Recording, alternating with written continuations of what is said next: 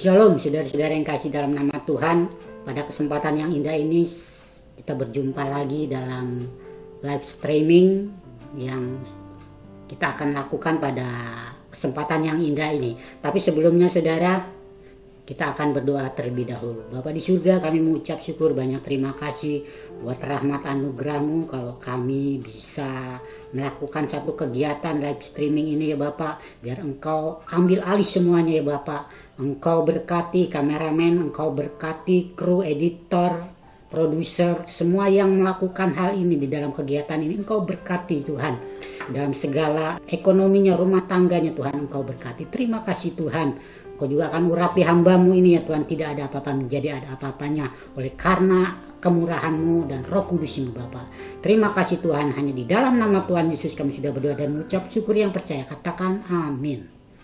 Saudara yang kasih dalam nama Tuhan, pada kesempatan yang indah ini saya akan melakukan live streaming atau khotbah yang berjudul perjalanan hidup. Kenapa saya katakan perjalanan hidup? Setiap manusia mempunyai satu perjalanan hidup. Mungkin di tahun 2020 saudara mengalami satu perjalanan hidup yang tidak enak. Ada yang enak, ada yang tidak enak, ada yang sakit, ada yang sehat dan lain sebagainya. Tapi perlu ketahui bahwa Tuhan selalu senantiasa di dalam kehidupan kita, selalu melindungi kita, selalu menyertai kita. Kalau ada hal-hal yang tidak menyenangkan mungkin dalam perjalanan hidup kita ini, itu karena seizin Tuhan yang Tuhan lakukan terhadap hidup kita agar kita lebih dewasa lagi di dalam melayani Tuhan, di dalam mengiring Tuhan.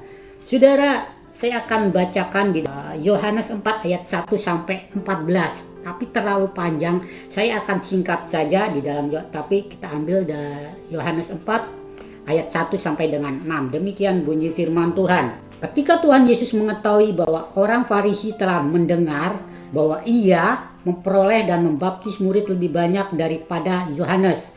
Ayat yang kedua, meskipun Yesus sendiri tidak membaptis melainkan murid-muridnya, ia pun meninggalkan Yudea dan kembali lagi ke Galilea. Ayat yang 4 demikian saudara. Ia harus melintasi daerah Samaria. Maka sampailah ia ke sebuah kota Samaria yang bernama Sikar, dekat tanah yang diberikan Yakub dahulu kepada anaknya Yusuf. Ayat yang 6 yang terakhir. Di situ terdapat sumur Yakub. Yesus sangat letih oleh perjalanan. Karena itu ia duduk di pinggir sumur itu hari kira-kira pukul 12. Nah, saudara, Yesus mengalami satu perjalanan di sini dikatakan perjalanan dari Samaria ya. Di sini dikatakan bahwa orang Yahudi tidak bergaul dengan orang Samaria. Nah, Yesus pada waktu di sini dikatakan ia melintasi daerah Samaria. Maka sampailah ia ke sebuah kota Samaria yaitu bernama Sikar, dekat tanah yang diberikan Yakub dahulu kepada anaknya Yusuf. Disitulah terdapat sumur Yakub. Nah, saudara, pada saat Yesus dalam perjalanan dia merasa letih, merasa capek, merasa penat dan lain sebagainya. Secara manusia mungkin Yesus capek, penat. Seringkali kita mengalami perjalanan hidup kita yang penat. Kok Tuhan saya begini ya? Kok Tuhan saya begitu ya? Kok saya di dalam tahun 2020 merasakan sesuatu yang nggak pernah enak. Tetapi ya seperti inilah hidup saya. Kok saya sakit melulu ya di tahun-tahun yang kemarin. Nah, perlu saudara ketahui bahwa pada saat kita mengatakan sesuatu hal yang tidak menyenangkan, kita katakan pada Tuhan, Tuhan inilah aku. Di tahun 2021 saya ingin seperti ini, saya ingin seperti ini. Mungkin saudara katakan, nggak perlu saya harus ngomong sama Tuhan. Nggak perlu, kan saya punya uang, kan saya punya harta, kan anak saya kaya-kaya, saya mengandalkan mereka saja. Salah ya. Ibaratnya begini, kalau kita ya, ibaratnya nih kita punya peluru ya, peluru kita tapi tidak mempunyai keahlian dalam menembak ya. Sniper, keahlian sniper kita nggak bisa ya. Kita harus minta tuntunan gimana nih untuk supaya kita bisa nembak jitu, gimana nih supaya kita mendapat satu sasaran yang tepat, mungkin babi hutan yang tepat. Kita harus belajar, kita harus nanya kepada orang gimana sih Pak cara nembak yang baik. Begitu juga dengan kehidupan kita. Pada saat kita punya rencana, kita bilang sama Tuhan, inilah aku punya rencana. Saya banyak rencana Bapak Ibu. kedepannya saya ingin punya ini, pengen punya usaha ini dan lain sebagainya. Tetapi saya katakan pada Tuhan, Tuhan inilah aku. Inilah aku ingin punya rencana seperti ini, saya punya usaha seperti ini, aku ingin anak-anak saya seperti ini. Kita minta sama Tuhan. Nah, saudara yang kasih dalam nama Tuhan, di sini dikatakan kita merasa penat. Yesus pun merasa penat, capek. Dia ketemu orang, di sini dikatakan orang Yahudi ini tidak bergaul dengan orang Samaria. Orang Samaria ini, perempuan Samaria, kenapa? Kamu kan orang Yahudi, ini nggak bergaul, musuhan begitu. Kalau kata bahasa pasaran itu musuhan, ya, nggak berbicara satu dengan yang lain. Tapi kenapa sih? Nah, pada waktu itu Yesus merasakan, aduh, saya perlu minum air. Berikanlah saya air, karena sumurnya Yakub pada waktu itu sangat amat dalam sekali, nggak punya timba, pengen pinjam timba dengan orang Samaria. Tapi katakan Yesus kepada, aku ingin minum air ini. Terus dikatakan lagi, ayat yang terakhir itu dikatakan, kalau engkau minum air ini engkau akan haus terus. Tapi kalau aku memberikan engkau air itu untuk selama-lamanya. Nah, malah gantian, yang tadinya Yesus minta air, sekarang malah perempuan Samaria ini bilang, Tuhan berikanlah air itu supaya aku tidak dahaga lagi, supaya aku tidak haus lagi. Saudara yang kasih dalam nama Tuhan, ada satu pokok. Di sini dikatakan yang pertama, pokok yang pertama, kita memasuki awal 2021, kita nggak ngerti, ya. Ini kalau nggak salah tahun kerbau, ya. Tahun kerbau saya nggak ngerti seperti apa, saya bukan peramal, ya, bukan pernah peramal tahun, show dan lain sebagainya.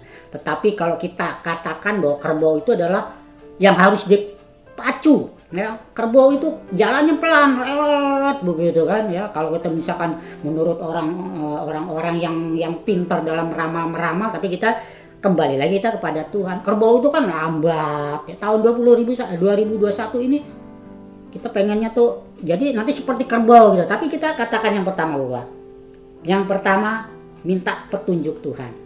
Ya, kita minta petunjuk Tuhan. Tuhan, inilah aku yang tadi saya katakan.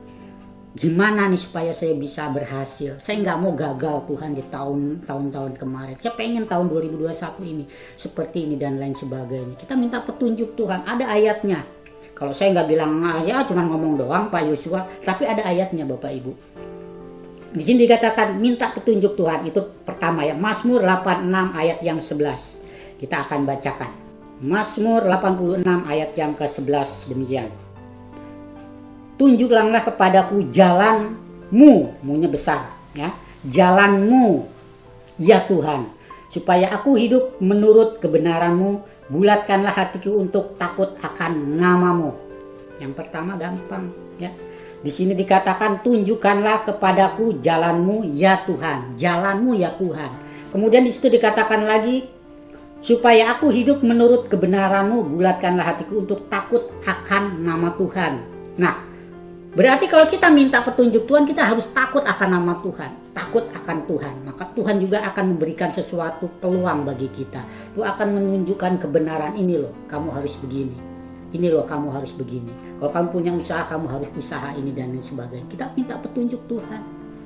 Mungkin banyak pendeta bilang, ya kita jangan tanya sama orang pintar. Memang benar, kita nggak boleh tanya dengan orang pintar, peramal dan lain sebagainya. Buku-buku primbon, kalau orang Jawa bilang tuh buku peramal itu primbon, ya. Buku primbon apa ini, ya, untuk kedepannya. Oh, bintang saya ini, show saya ini dan lain sebagainya. Minta petunjuk Tuhan. Firman Tuhan katakan, saudara. Kemudian dikatakan lagi, Allah tidak pernah salah. Keluaran 18 ayat 20. Ayat yang ke-20 demikian bunyi firman Tuhan. Kemudian haruslah engkau mengajarkan kepada mereka ketetapan-ketetapan dan keputusan-keputusan dan memberitahukan kepada mereka jalan yang harus dijalani dan pekerjaan yang harus dilakukan. Di sini katakan, kemudian haruslah engkau mengajarkan kepada mereka keputusan dan memberitahukan kepada mereka jalan yang harus dijalani dan pekerjaan-pekerjaan yang harus dilakukan. Nah, jalan Tuhan ini nggak pernah salah. Mungkin kalau jalan manusia pernah salah.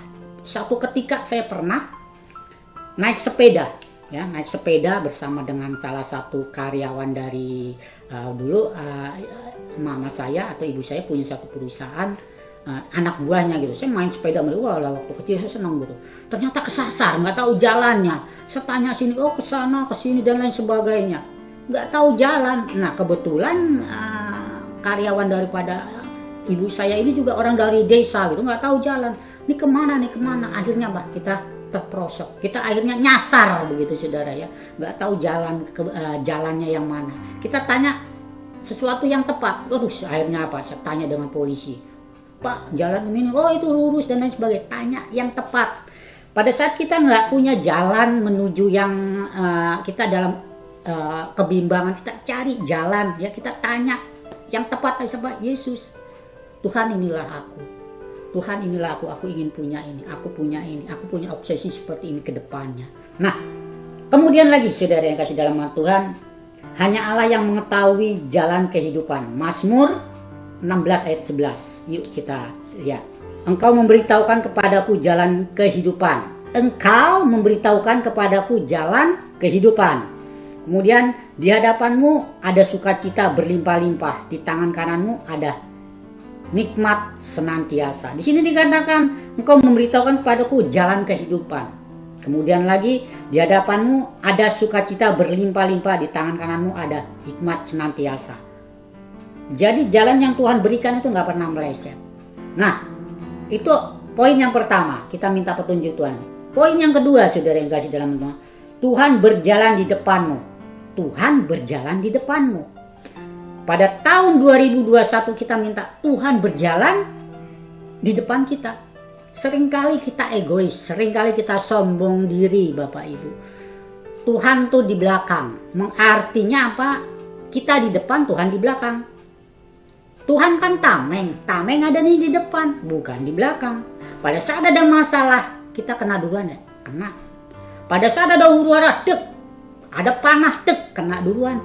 Tamengnya di belakang, Yesusnya di belakang. Tetapi pada tahun 2021 kita katakan, Tuhan aku ingin Engkau ada di depan.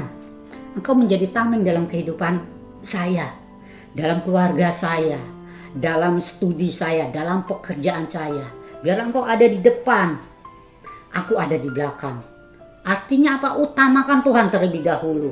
Kita berdoa, apa saja yang kita lakukan, kegiatan kita, Tuhan pada saat ini Tuhan, aku minta hadirat-Mu, aku minta Engkau ada di depanku. Jangan dibalik Bapak Ibu, ya. Kalau dibalik, celaka. Tapi kalau kita di belakang, Tuhan di depan, katanya Tuhan perisai itu.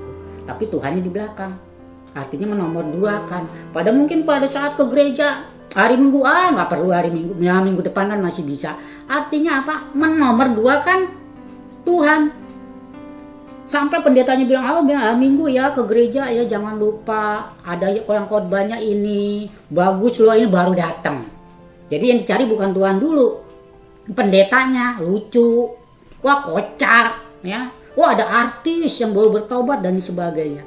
Kita bukan mencari Tuhan, tetapi mencari sesuatu duniawi, kenikmatan mata, kenikmatan hati. Itulah seringkali kita berarti menomor duakan Tuhan. Tuhan ada di belakang.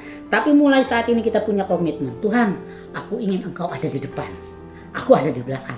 Pada saat ada masalah datang, Engkau yang menghadapi, Engkau yang handle, membackup semua masalahku. Amin saudara. Nah, itu yang poin yang kedua. Tuhan berjalan di depanku. Ada ayatnya. Yesaya 45 ayat yang kedua. Demikian bunyi firman Tuhan. Aku sendiri hendak berjalan di depanmu. Wow, luar biasa. Dan hendak meratakan gunung-gunung.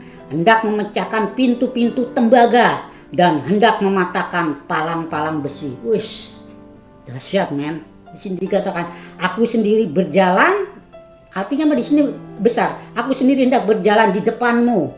Dan hendak meratakan gunung-gunung. Artinya masalah. Gunung-gunung masalah. Kemudian hendak memecahkan pintu-pintu tembaga. Bayangkan pintu tembaga, masalah yang begitu keras.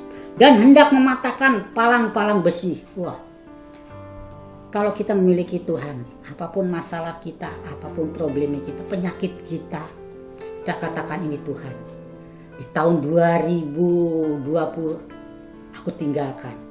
Kalau kita meriwayat lagi, coba kita lihat ke depan, bukan lagi ke belakang. Kalau kita lihat ke belakang, kita akan kecewa. Kalau lihat ke belakang, kita akan putus asa dan lain sebagainya. Tetapi kalau kita lihat ke depan, seperti Rasul Paulus, kita ini sedang berlomba. Berlomba lari itu nggak ada yang lihat ke belakang, pasti di depan melihatnya. Lari terus, jangan ke belakang, kesandung. Coba saudara lari pagi, lihatnya ke belakang, kesandung. Ada got nyebur, ada kali nyebur, ada batu kesandung jatuh. Tetapi kita harus lihat ke depan. Nah, ini Tuhan berjalan di depanmu, ya. Artinya apa? Tuhan yang membackup semua masalah. Itu poin yang kedua. Poin yang berikutnya, saudara yang dalam kasih dalam Tuhan. Dalam memasuki tahun 2021, milikilah rendah hati. Wah, ini susah banget, ya. Rendah hati susah banget. Seringkali kita tinggi hati. Apa-apa tinggi hati, waduh, ya, ke gereja kalau saya nggak nyumbang nggak bakalan jalan. Apalagi sekarang saya banyak bantu bansos, saya banyak bantu jemaat. Kalau nggak ada saya, jemaat si A kelaparan. Waduh, ya, tinggi hati. Milikilah hati yang rendah, ya, rendah hati, bukan rendah diri, beda, ya. Rendah hati sama rendah diri beda. Kalau rendah hati ini kita tunjukkan kepada Tuhan. Tapi kalau rendah diri ini minder, ya. Mendingan pede aja deh Bapak Ibu, ya. Pede aja, jangan rendah diri, tapi rendah hati. Rendah hati ini akan ditunjukkan kepada Tuhan, ya. Fokus kepada Tuhan. Tuhan, inilah aku nggak ada apa-apanya. Ini namanya rendah hati Bapak Ibu, ya. Nah, milikilah rendah hati. Ini ada ayatnya. Mazmur 25 ayat 9. Ia membimbing orang-orang yang rendah hati menurut hukum. Kemudian, dan ia mengajarkan jalan-jalannya kepada orang-orang yang rendah hati. Di sini saya sangat terharu di sini katakan, dan ia mengajarkan jalannya kepada orang-orang yang rendah hati. Tuhan dekat sama orang-orang yang rendah hati. Jangan dibalik Bapak Ibu Saudara. Pada saat saya membaca daripada firman ini, saya, oh Tuhan, maafkan saya, ampuni saya kalau selama ini saya nggak mempunyai rendah hati di hadapan Engkau, selalu tinggi hati, aku selalu sombong dan lain sebagainya. Tapi pada saat ini firman Tuhan mengajarkan saya untuk saya rendah hati. Itu yang poin yang berikutnya Bapak Ibu. Miliki rendah hati. Amsal 3 ayat 34. Di sini kita baca saja langsung Bapak Ibu. Amsal 3 ayat 34. Demikian bunyi firman Tuhan, apabila ia menghadapi cemooh maka ia pun mencemooh, tapi orang yang rendah hati dikasihinya. Orang yang rendah hati dikasihinya. Saudara Bapak Ibu yang saya kasih dan Tuhan kasih pada saat ini, milikilah kerendahan hati di hadapan Tuhan.